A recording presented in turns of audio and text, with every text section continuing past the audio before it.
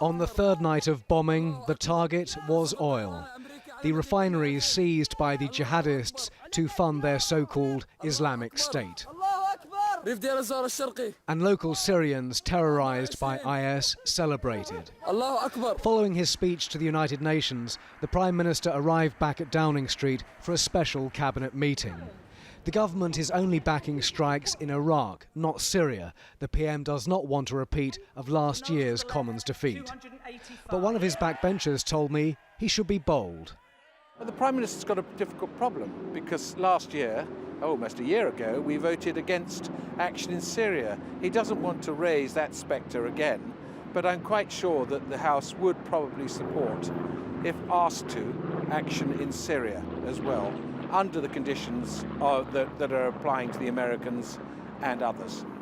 And you would support action in Syria? I certainly would. Arab involvement is seen as crucial to the success of the coalition.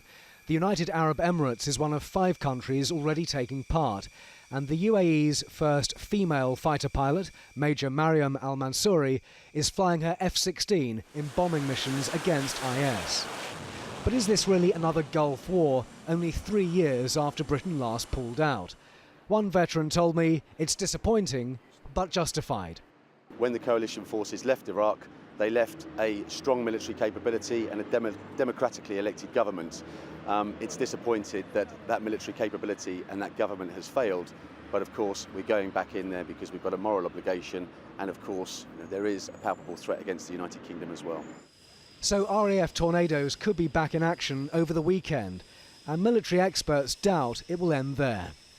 There will be mission creep, there will be boots on the ground, only we won't call it that, because the local forces are so weak. They're going to take years to build up, and it's going to be difficult to deliver them without a very strong professional presence from the outside.